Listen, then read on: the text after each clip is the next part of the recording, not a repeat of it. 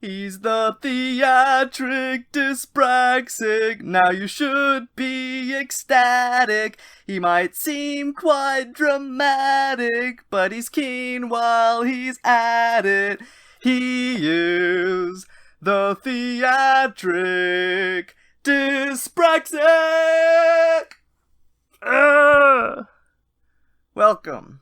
Hope that was a grand opening to this latest podcast episode, that thingy thing, whatever. I never know what to call them. Hi.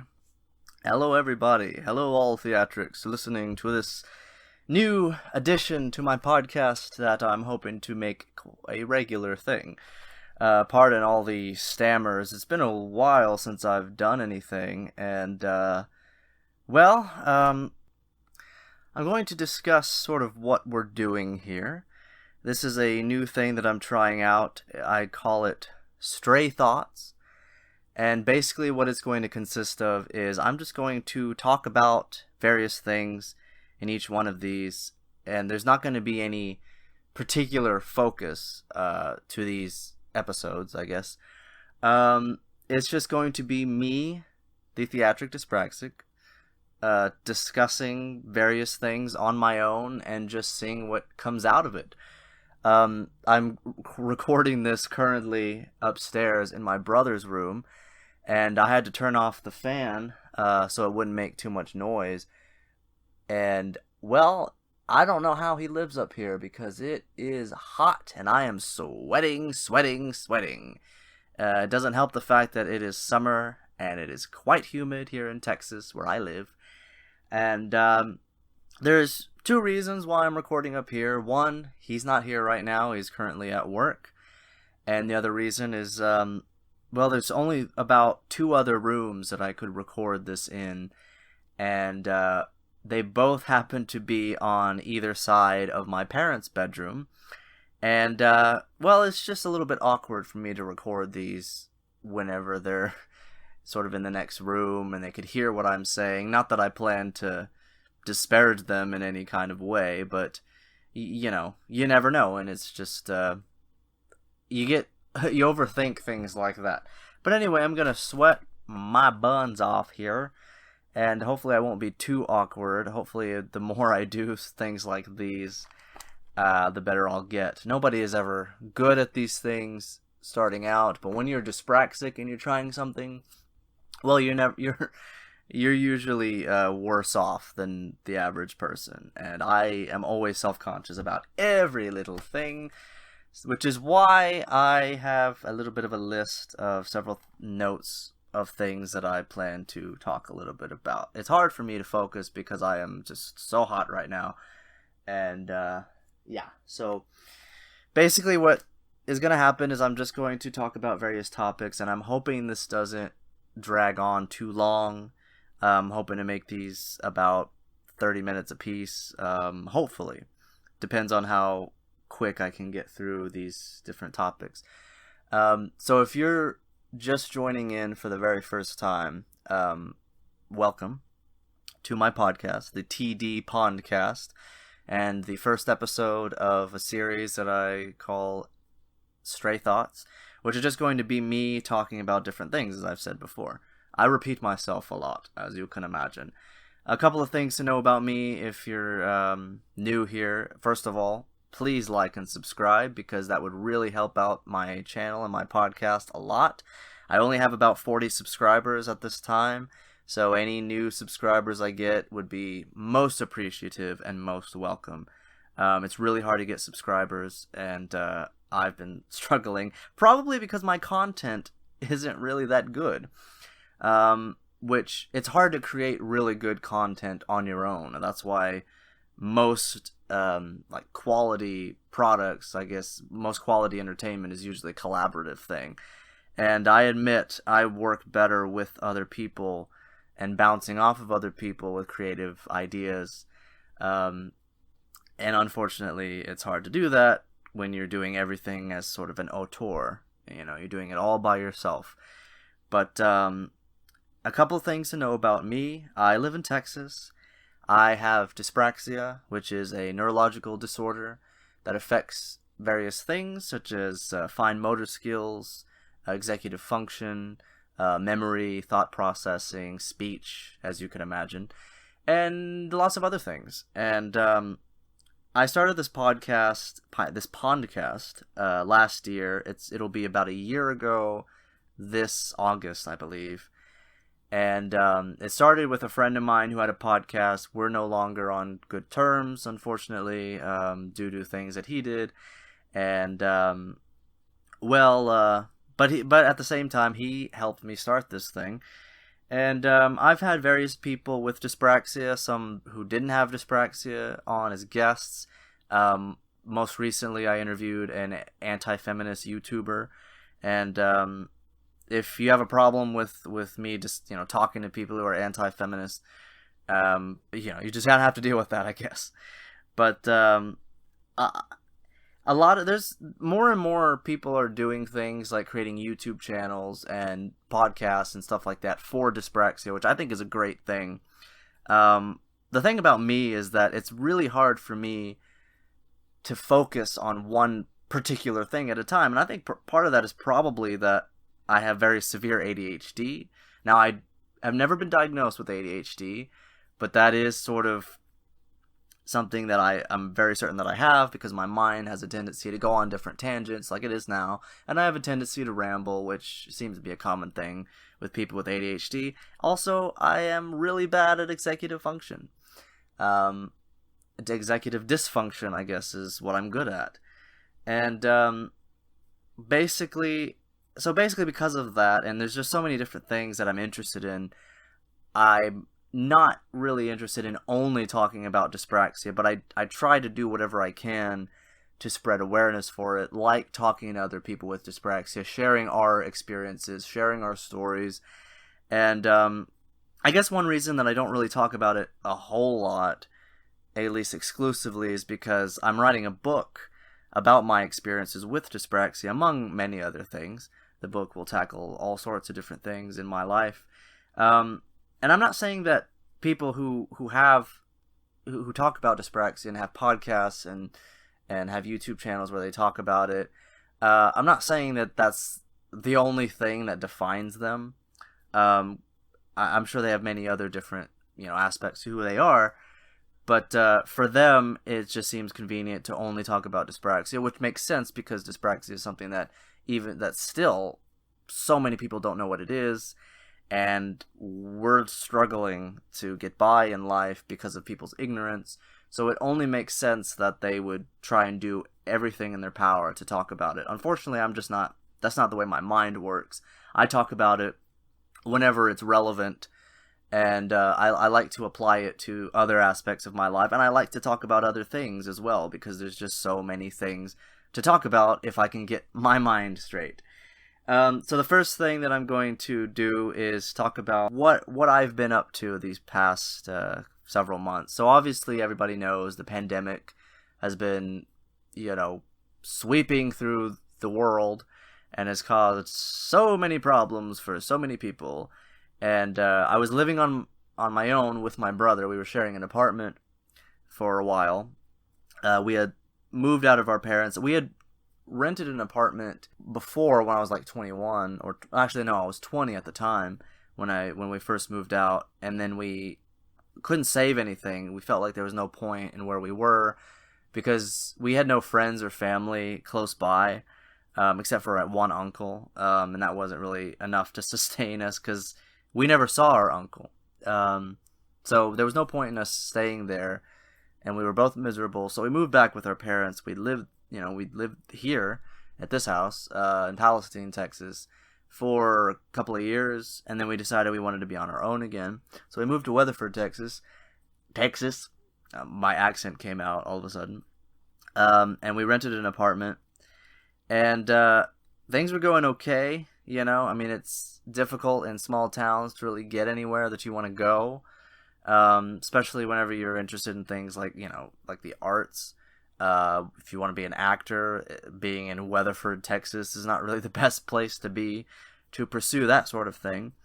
But the pandemic sort of happened, and we were trying our best to work. I was working at a restaurant whenever it got really bad, whenever it started getting really bad around March of last year, and the restaurant I worked at got shut down, just like all of them did, and so I was unemployed for several months. I tried to get on unemployment.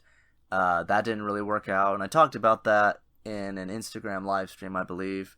And I was having all sorts of trouble finding jobs, trying to get my old job back at Walmart because that was the only place that paid, really anything at all. So I just was having a hard time. And then, last, I guess September. Okay. So I was unemployed for quite a while, spending most of my time doing like Zoom calls with other dyspraxics that I had just met, many of whom are no longer friends of mine, unfortunately, because of things that I've talked about in previous videos, which I don't really want to talk about again. If you want to hear details on that, listen to some of my previous recordings. The only thing that I will say is that it just involved a misunderstanding on other people's parts, and people thinking that I have certain controversial opinions that shouldn't be controversial at all, because if you look at it in the right context. Basically I don't know, I was a loser. Well, I always was a loser, but nothing was really going right. My brother was having to pick up for my slack because I wasn't really bringing in any income. The landlords at our apartment were kind of on our asses about paying rent. They would show up to our door and just be like, "When are you gonna pay rent?" And I would try to explain to them, I'm trying to find a job. I tried to get on unemployment, and for some reason they didn't accept me. I never got my stimulus check, which is a whole other issue. Apparently they're sending out like a fourth one, or they're talking about sending out a fourth one. And, I never got my first one. I never got all three of the ones that apparently had come out. And for a little while I was working at an Albertsons, but the management there was horrible. And they basically were trying to push me out. I was trying to resist quitting because I needed the job. But eventually it worked whenever I had to go to the hospital, and they wouldn't let me come back to work without a doctor's note. And I just finally said, you know what, screw it. And I've talked about that in things before. I don't remember if it was on YouTube or if it was on, Instagram or whatever. But anyway, I moved back in with my parents back in October. But my parents, being over, 60, about 60, or my dad's in his 60s. My mom, I think, next year turns 50, or turns 60, I mean. And basically, I wasn't allowed to get a job for the first several months that I lived here. So I was just trying to get by, just kind of, I don't know, just existing, watching stuff, getting caught up on TV shows and talking to people, the very few friends that I have, taking walks, things like that. And it was only recently that it wasn't until about April that I was able to get my vaccine. And after that, it was like, okay, now get a job. And so I've been applying all sorts of places. That was about 2 months ago. It's almost the end of June, and sadly, I'm still unemployed because I've been trying my hardest to find a job, and nobody seems to want to hire me. So a couple of places that I've applied to. So I applied for a restaurant called Cotton Patch, and they seemed really interested in me. But I also had an interview at the YMCA, and they were also interested in me. And after interviewing for the YMCA, they immediately gave me the job working in the child care center, which seems like the kind of job that I think I would do well, because I'm always good with kids. I'm good at looking after kids. So it seemed like a pretty good deal. The only problem, it seemed at first, was, about $7.75 an hour, which isn't really the best pay, but any kind of income is better than no income at all, and it's nice to have a fun job. But unfortunately, what ended up happening is they were expecting me to pay a certain amount of money for certain certificates and stuff. Like I had to spend. I'm trying to remember what the exact prices were. There was a $10 like training fee. I was supposed to go to Tyler, which is like an hour away, to this sort of learning center for an all-day course to be trained in certain things, I guess. And I was supposed to pay $10 for it.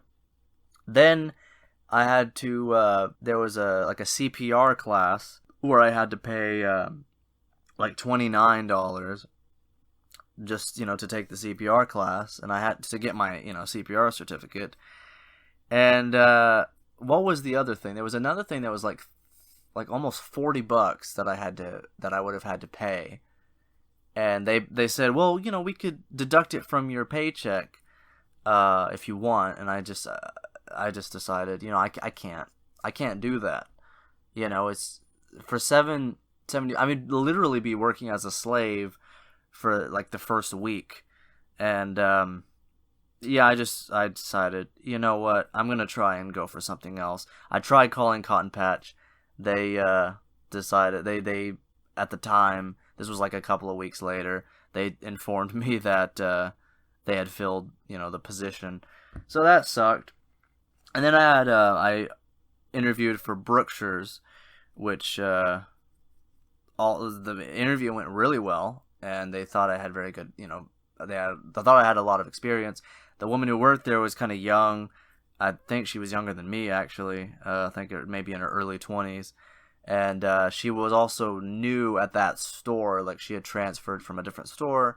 And, there was a lot of camaraderie between us during the interview process.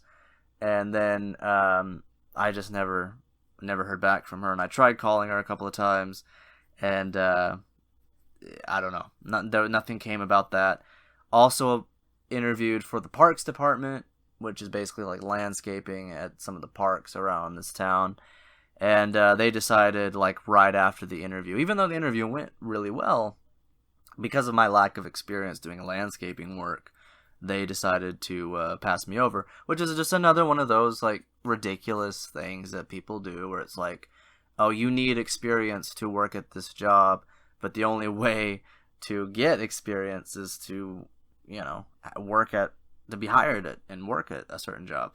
So, and during all that time, I took the assessment for Walmart, and basically, I don't know, like, the last few times that I applied to Walmart, I failed the assessment. I don't know how, but apparently I got it wrong, some of the questions wrong. You basically have to get like an 80%, which means if you get 2 questions wrong on this, and if you look at the assessment, it's ridiculous. Like, you don't know what, there's so many variations. I can't remember any examples off the top of my head, which doesn't matter because nobody's listening to this. But golly, I wanted this to be like 30 minutes. I'm already almost 20 minutes in, and I've talked about nothing so far. I've talked about nothing but boring things. I'm just trying to catch up on what's going on, and I'm just my brain is going like, stop rambling, stop ranting, like, get your shit together. Anyway, I took the and as I've talked about in other things before, and I know that if you're listening to this, you haven't heard me talk about this before probably, but basically I tried to apply to Walmart, do the assessment, and failed it. And then if you fail the assessment, you can't apply again for another 6 months. And so that's basically what I've had to deal with. And so every 6 months I would apply and then fail it again. So this time I finally passed it. I don't know how, but by the skin of my teeth I passed it. But I can't seem to get in touch with the lady at personnel because she's never in her office, and there's no way to reach her. And every time, I've talked to her, and she, at first she said, we have an overnight position, $16 an hour. Sounds really good. I don't drive, though, because I'm dyspraxic. So any job that I get, I either has to be either within walking distance, which, like, nowhere is where I live, or my parents have to be able to drive me. And but it was an overnight position, and my dad just told me straight up, I can't pick you up at 7 in the morning, and it's way too far to walk. It's like 2 hours on foot to get to Walmart. like 10 minutes drive, but 2 hours on foot, which is unbelievable.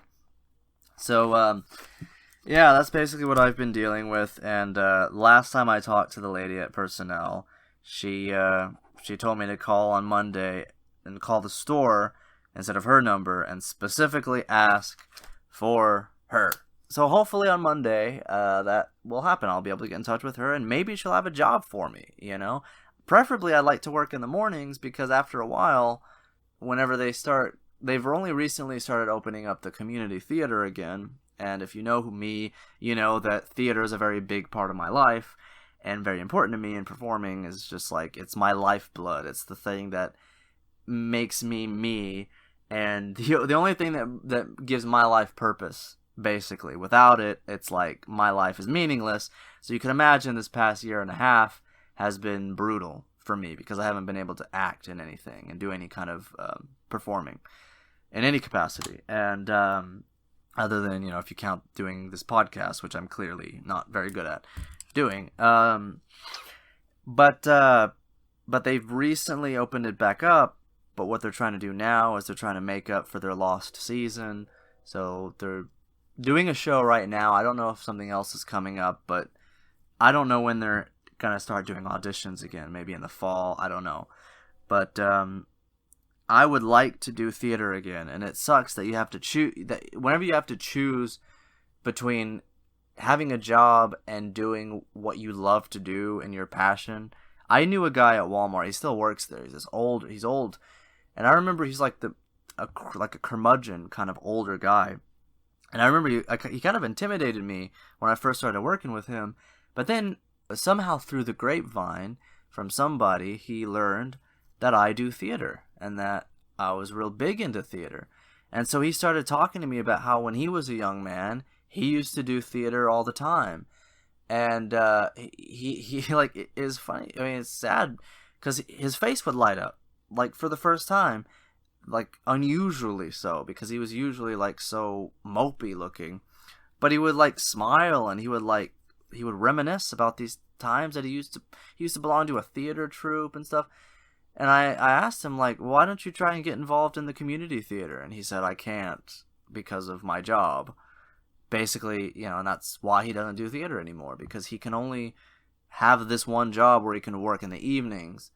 And that's basically what the lady at personnel at Walmart told me, is that they don't have any positions for just the morning shifts. So I would have to work in the evenings. So I don't want to go down that road that this guy is. Like, I want to act for the rest of my life. If I could be a professional, that would be the dream. But even I know how impossible of an endeavor that is when you're in my position. The whole rags to riches thing is a thing of the past. It doesn't happen anymore. Nobody goes, unless they're like the luckiest person in the world, like they literally they meet the right person and like a wealth just falls into their hands from some I don't know, some crazy, some abstract means, some unusual, unorthodox way. They just happen to make a fortune. But you have to have a fortune to pursue something like acting. And unfortunately, that's just, I've never been able to accumulate a fortune. I can't even find a goddamn job. There's no way this is going to be 30 minutes. So I apologize that you have to listen to my incessant rambling. I got to be honest. Like, if you are criticizing anything about me or the podcast, it's nothing compared to my own criticisms and how much I beat myself up. People say that I beat myself up too much, but I think I'm perfectly in the right, with how I view myself and my endeavors is just pure freaking failure, and it's no surprise why I'm such a mess. But anyway, I'm hoping that I get a job eventually. So what else has been going on, you ask, even though I know you aren't. I'm living with my parents right now, and they're the only people that I really see because I don't have any friends in this town. Any friends that I have are just people I talk to online. I have a friend out in California. I have a couple of friends out in California. I have a friend in other parts of Texas, but that might as well be in another state because Texas is just so large. It takes like 4 hours to get anywhere, which I just can't. I can't go hang out with people if they live, 4 hours away. And so basically, I'm just living the same day over and over again, and I've been sort of like detached from everything. My mental health has not been good, which is why I don't really keep up with this, and I can't really focus on anything. It's hard to motivate myself. It took every bit of motivation that I have in me to even record this, which is, just sad in and of itself. And and don't get me wrong, like I love my parents, as much as anybody, but they're very different from me, and I don't really know where to begin to talk about how, like, my relationship with them, and particularly my mom. Like, for a long time, it's been really hard for me to be comfortable around my mom. Like, really, she's supportive of a lot of things, not supportive of everything. But, she's the kind of mother's like, oh, she'll ask me how I'm doing. I can't be honest with her, though. I can just say, oh, I'm fine. And I don't know how to say it. Like, I'm so distant, I guess, is the word, around my mom. Because of just things that have happened that I talk about in my book. And, so basically, I don't know, I'm uncomfortable all the time. And I know the way that she looks at me, and I know the way that she thinks of me, and it's just not who I really am as a person. And she doesn't really understand what I go through as a dyspraxic, and neither does nobody really does. So I live with my parents, and I've been thinking about the way that we eat lately. I don't exercise as much as I used to. Like, when I lived in Weatherford, I used to go to the gym a lot. We had a Planet Fitness there, which they don't have here, which sucks. So I don't really work out as much. Sometimes I go running. I take walks every day. Of course, I'm always a sweaty mess by the time I get back because it's so humid. But I know that I've been gaining weight, and I know that my body's been getting soft, and it doesn't help the fact that we eat like crap.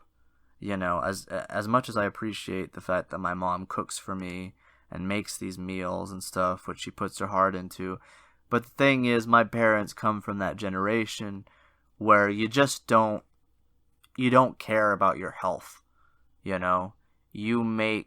I was thinking, like, I made a friend recently who's vegan, and I'm not vegan. I never will be vegan. I have my reasons for that. I don't restrict what I eat. Like, I don't prohibit any specific foods unless they're poisonous, but I think it's perfectly all right to eat meat. If you don't, that's fine, but that's just what. But the thing is, I don't want to eat meat all the time. But I was thinking, and the fact that I have a friend who's vegan made me realize that I don't think there's a single meal that we ever have that doesn't include meat. Like, today we had hamburgers, yesterday we had hot dogs. Everything we have is meat, and I think humans were sort of made to eat meat, but we're not carnivores, so, like, you need a balance. And we just never eat anything that's organic. We never eat anything that's nutritious. It's always just like, yet last night for dinner we had meatloaf.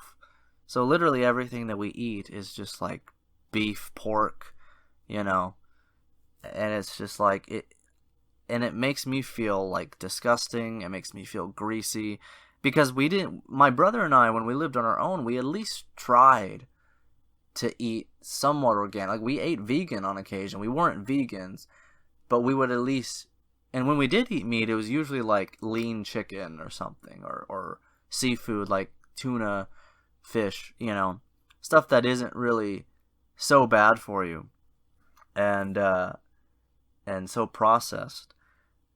And since we've been here, we got used to living that way, and since we've been here, it's like I feel like crap. Like the way I eat, my diet is just so poor because that's sort of what they do, and then that's what they're used to. And my parents aren't really the kind of people that they're kind of resistant to change. It's funny because my dad is a pretty like he's a pretty radical, not radical, but he's a pretty big liberal. He has a lot of like liberal views and stuff. He watches Stephen Colbert every night and all that kind of stuff. But he's very conservative in the way that he lives his life, like, and I don't know what it is with him and like healthy stuff. And he had a heart attack last year, which obviously is very scary.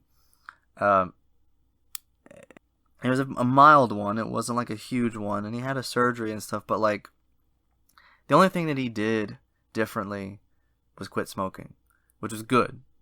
I'm happy that he quit smoking. But he didn't change the way he ate, and part of that is my mom because she didn't change the way she cooked, and so it's like, it's not. It makes me question like why did nothing change other than not smoking cigarettes, and I don't know, like part of me doesn't really.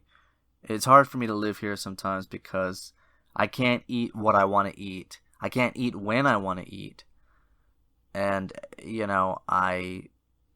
because of how bad we eat. And because, it's really hard for me to consume things that, like, I'm the kind of person that if there's a buffet, I'm going to stuff my face. If there's, it's kind of like, whenever somebody's like an alcoholic and then they go to a friend's house and their friends have like, they're all drinking and they have all sorts of alcohol just free, just up for the grabs. How hard it would be for the alcoholic to stay away, It's like you need to be away from that stuff to not indulge in it. And that's how I am with like food and like soda. Being around it all the time and now it's gotten bad enough to where I end up like buying soda on my own, and I shouldn't, but it's just like I'm so dependent on the carbonation and the caffeine in soda that it's like I can't even go a day without drinking it, and my skin is terrible. I'm gaining weight, and I'm just and that's probably part of the problem now, like how it's hard for me to really communicate and why I'm like kind of on edge doing this, because I'm just like, I'm so unhealthy. I don't know how good like exercise is with having with your thought processing and your vocabulary, I guess, like having access to your vocabulary, because the thing is I have a large vocabulary, but it's not always available to me, especially whenever I need it. And I need to find the right words and the right way to explain something, but it's so hard for me to express myself.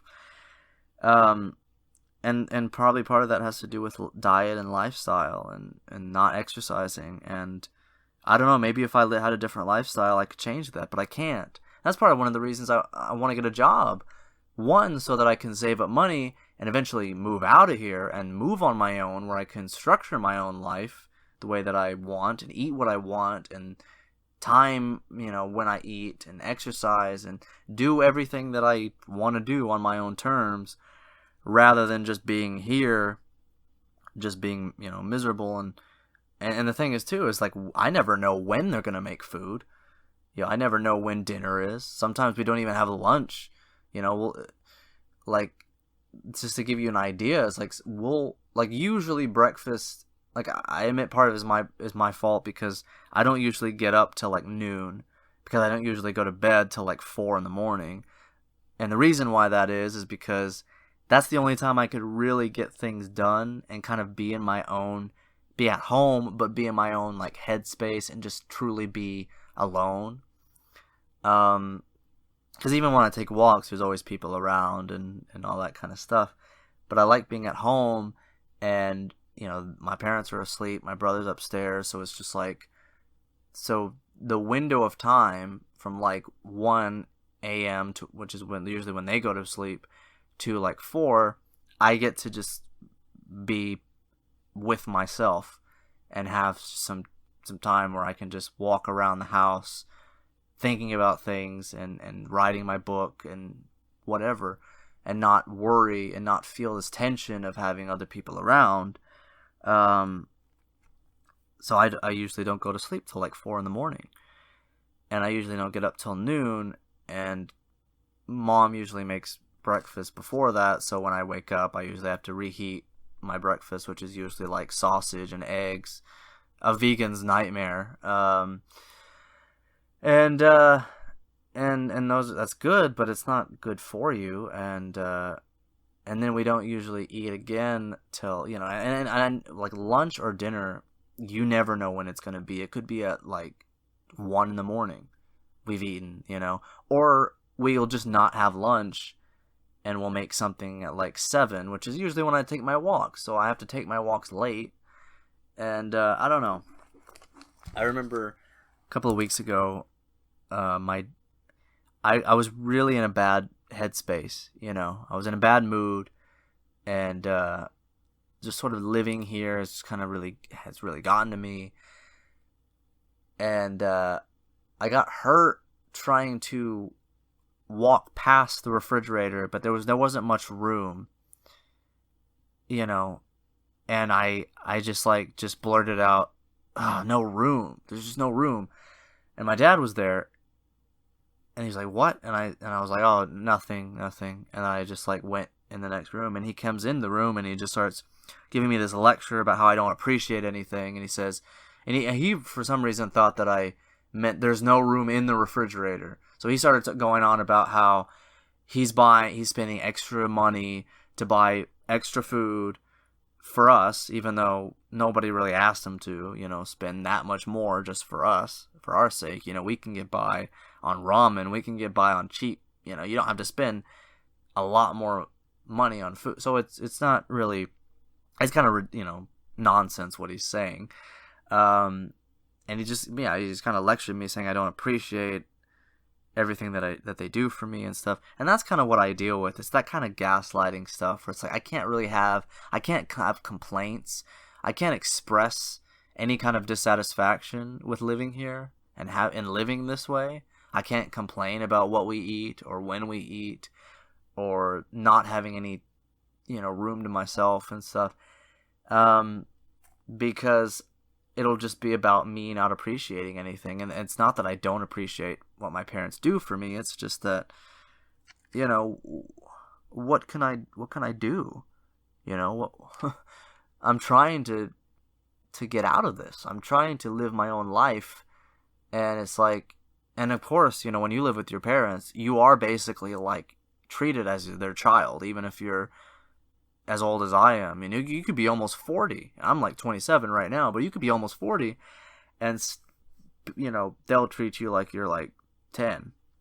And sometimes, like, and I don't mean to like say anything, like I'm trying to shame anybody here, but my mom has a little bit of a drinking problem, and it's not hard to see why, but it's like she's always drinking wine. She's drunk a lot, like especially in the evenings. She's always drunk, talking on the phone with her friends, and then and then my brother and I will go to the store sometimes, and my dad will ask us to just buy her wine, and it's like, why should we spend our money on just indulging on enabling her bad behavior, on enabling something that is unhealthy and something that is self-destructive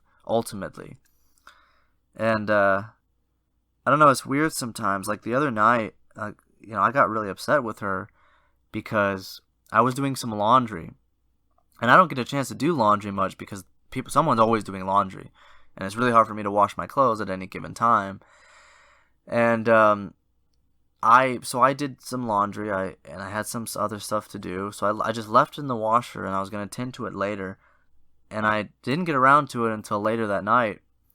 My mom told me that all my clothes were bleached. Like there's bleach spots all over them. These blotches. They're basically ruined. And I asked her what happened, and she said she was bleaching towels, and she said there was nothing in the washer when she put them in there, and then whenever she went to grab them, my clothes were in there, and they're all. So it's like that doesn't really make sense. And the only explanation is that she didn't see that my clothes were in there, so she bleached towels and just like carelessly, put them in the same in with my things.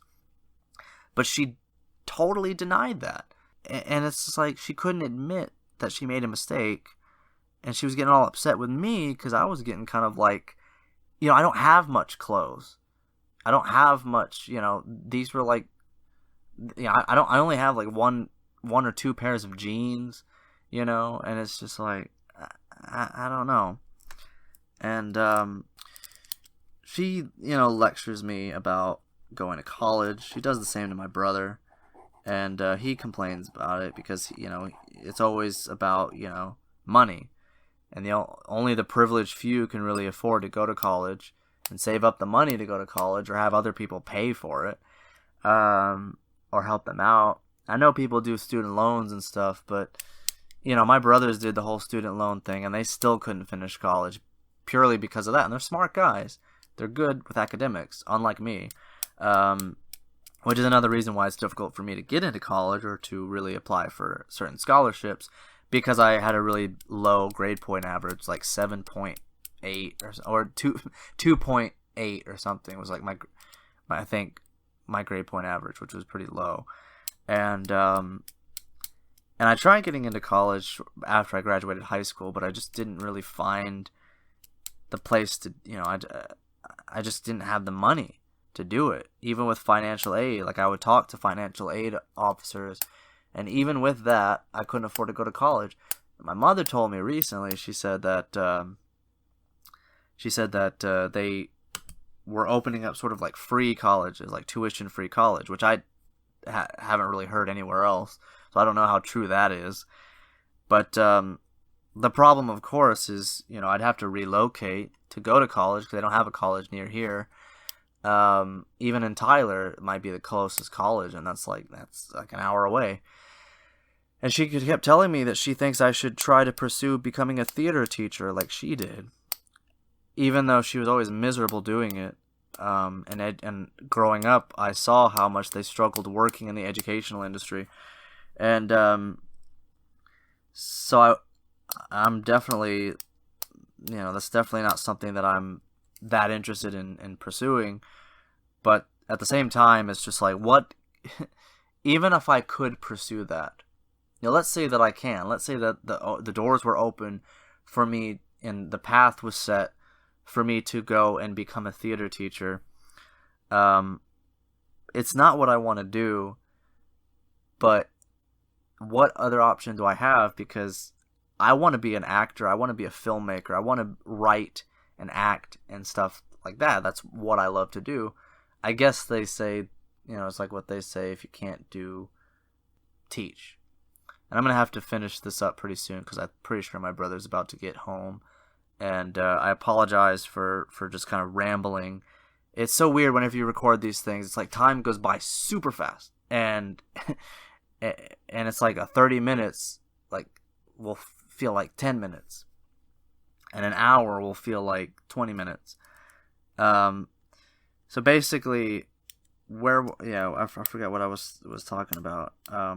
Pursuing college, going to college, pursuing becoming a theater teacher. I don't really have the opportunity to do that even, but that would be like the only thing I could do theoretically, because I'm not good at anything else other than theater. But I don't have the technical knowledge and the technical skills to be good at teaching theater. Like I'm still a novice myself. I've only really done like school theater and community theater. So that's the difficult part of that. So other things that I do, I also write songs. Maybe people may know that. If they are familiar with me at all, they might know that I write lyrics, and I have for many years. I've worked with people. I was working with this one guy named David, and we were going to put together a project called Sun Exposure, with which he was going to put together with a couple of his friends. And last time I spoke to him, which was like a month ago, he told me he was going to record an album of songs that we wrote together. And so hopefully that's still in the works. I also have a friend, I'm not going to say his name, but he's out in California. We've written many songs together. He's like the next Elton John, basically, which I guess would mean I'm his Bernie Taupin. But he was going to make his debut album, but his dad was going to fund it. And his dad didn't really like my lyrics very much. And he wanted to change them, and I said no. I said, you can't just change my lyrics without my consent. So he just said, okay, well, we won't use any of your songs. And I got really kind of angry about that. This was back in March, and I remember that night that we had talked about it. I had a hard time sleeping. And then I woke up because it was on my mind all night. And I woke up earlier than usual. So I was awake and it was very quiet. And then all of a sudden I just start hearing from the next room this loud sobbing. And I couldn't tell, because of the way it sounded, I couldn't tell if it was my mother or if it was my brother. And it was actually I was worried because if it was my mother, I was worried that something happened to my dad. But it turned out to be my brother, and I went into the next room. He was loudly sobbing.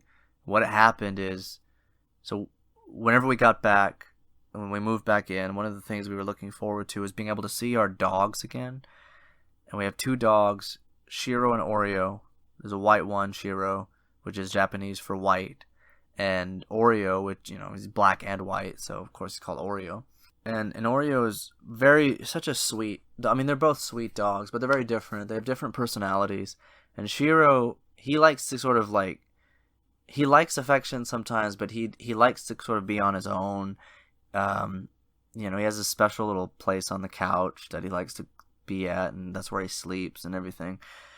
And, but Oreo is the kind of dog that he'll come up to you and he'll just beg to be on your lap. He wants to be on your lap. And so you pick him up and he falls right asleep onto your lap. And we've had them since my sister and I. They're actually supposed to be our birthday present for when we turned 16, which was back in 2010. Of course my parents, they bought them, and they became the family dogs. So of course they stayed with my parents when my sister and I moved out. And so they've stayed with my parents ever since. So now they're 11. And they, are pretty much the same as they've been for the past several years. But this day, quite unexpectedly, my brother was crying. He was loudly, and I didn't know what it was about. I went into the room in the kitchen, and he was holding Oreo, but Oreo wasn't moving. He was just kind of motionless, and his eyes were open, and his tongue was sticking out. It was always sticking out because he had a very long tongue, but his tongue was purple. My dad was on the porch, and he was in tears as well, which, if my dad cries, something's really got to be wrong, because I never seen my dad cry except once whenever his mother died, when my grandmother died. And then whenever and then this time Oreo. Those are the only two times, and he was crying all day. And it was just so sudden because we knew that Oreo had something wrong with him, but we didn't know that he was that sick. He seemed fine. There was a couple of close calls. He seemed to be spazzing out in this way that was he was having a seizure. when he was with my brother, and he loved my brother. You know, he always wanted to sleep with my brother. Always went upstairs, and just this night he didn't wake up, sadly. So we've been dealing with that. You know, it still feels recent, and we still feel his loss. We had to bury him in the backyard, and you know, it's always sad. It's always sad. It's devastating whenever a beloved pet dies, you know, and you don't expect it. It's not like we had to put him down or anything. We could say goodbye. It's, you know, he just died in his sleep, and we just still don't know exactly what happened. We just know that, you know, he died. It could have been a seizure. I don't know, because he was asleep with my brother, and my brother woke up and he was gone. You know, he was just dead. So we've been dealing with that, and it's been rough, and so now we're just, and Shiro's still around, and he's okay right now, you know, for now. Hopefully he remains okay for the rest, you know, for the rest of his life, obviously, but for hopefully he doesn't go anytime too soon. And what else has really been going on? My cousin graduated recently. I can't believe that. My cousin Avery, she was. Last time I saw her was at my grandmother's funeral, which was back in 2015. It's about 5 years ago or so, almost 6. And she was like, I mean, I'm not good at math, so I'm not going to try and do the math here. I guess she was like 12. Yeah, she was like 12 at the time. So she's really young, and, you know, now she's grown up. And I haven't seen her since then, but I saw a picture of her, you know, like our aunt sent us a picture of her, like her graduation photo, and I couldn't believe it. She looks like a model, you know. She looks like a Barbie doll, you know. She's all tan, she's all like super skinny, you know. It's just like, it's almost unnerving.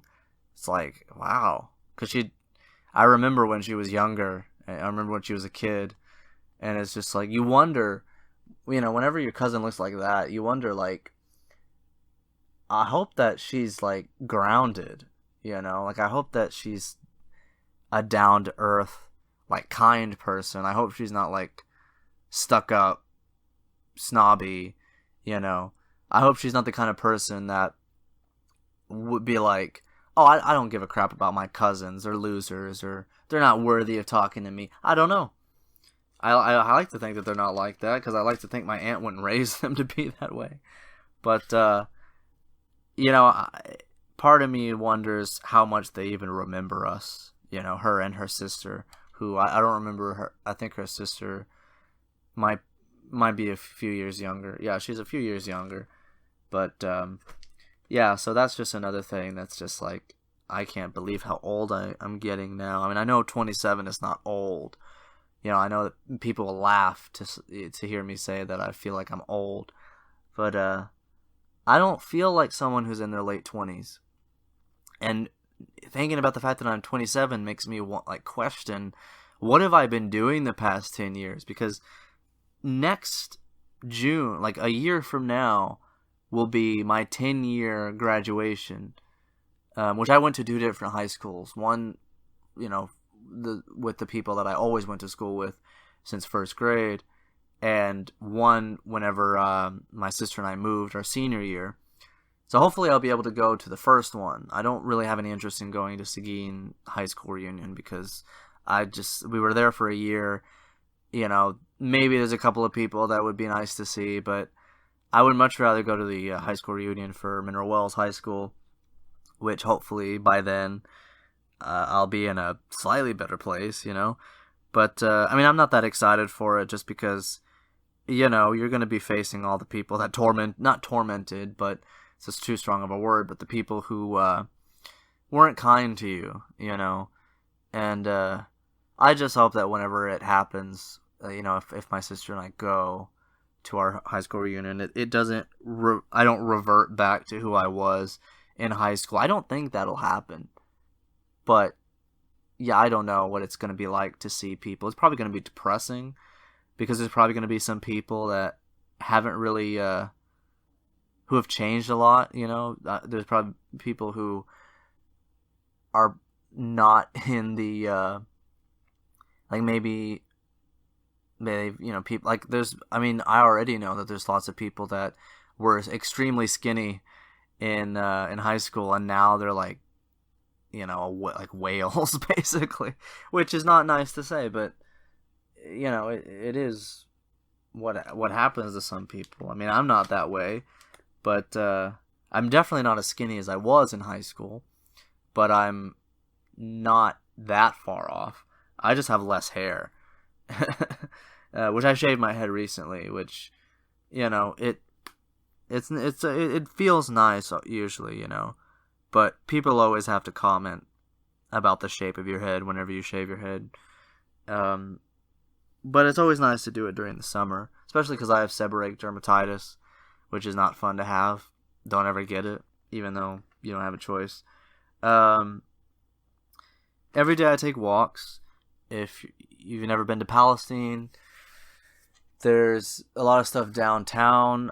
There's a place called Pint and Barrel that has some good food, some beer, There's always people around there. Sometimes I go there, I'll get a beer, or I'll just go to use their bathroom and see who's there.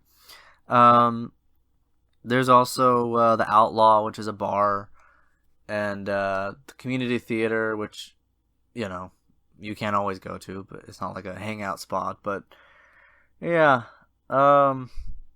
that's basically what I do. Is I walk around downtown, and there's not a whole lot of people that I know in Palestine. Sometimes I run into my friend Joel, who is real big in the church. There's so many churches around here, but his church is actually right by the theater, and like literally right next door. And he's invited me to a couple of things, but obviously he knows that I'm an atheist, so that's one of the things, as any atheist will tell you, it's kind of tough to find like your sort of community and your place to go, because the only kind of outreach programs they have are like through churches, and so that's sort of like the only place you can meet people is through church. And when you don't go to church, like I don't, then it's really hard to meet people. And you don't have a job, obviously, it's hard to meet people that way too. And even if you have a job, most of the people that you meet are like miserable working stiffs, so it's kind of rough. But I think I'm gonna call it quits for now. I want to apologize. I've calmed down a little bit as I've gone along, but before I was getting really I was kind of harsh on myself for the way that I was fumbling. It's so funny because it's actually hard to do stuff like this. Like, it doesn't seem like it would be, but it's like as soon as you hit record, it's like your mind just blanks, and you're like clutching at you're like drowning, and you're clutching at anything you can grab onto verbally, So I'm trying to find the right words to express what I'm trying to say, and all the time I'm thinking, oh, my voice must sound grating and annoying because I have a nasally, nerdy sounding voice. Some people, I'll be honest, sometimes people like compliment the way I speak, and I don't understand that at all.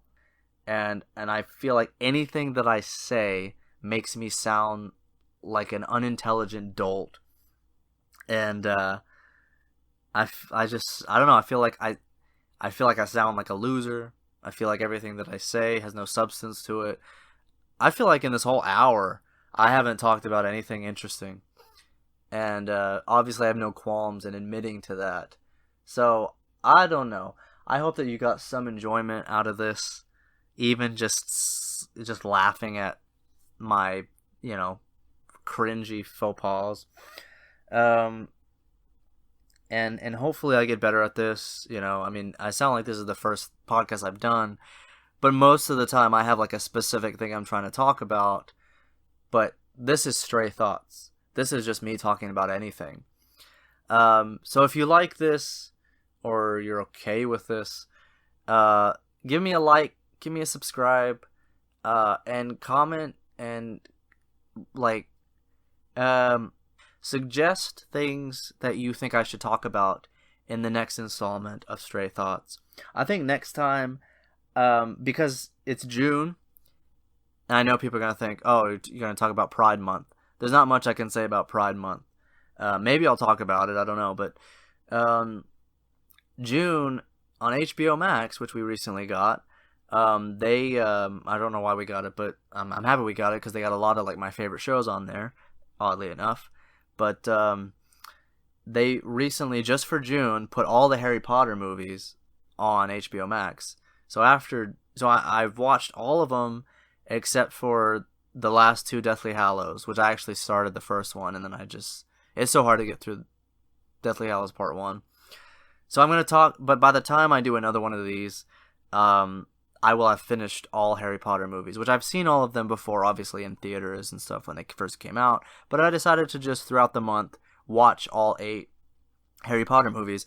So what I'm going to do next time, try to do, is I'm going to sort of give my thoughts on each Harry Potter movie. I'm going to talk about maybe what I remember when we went to see them, what I thought at the time, if my opinions have changed.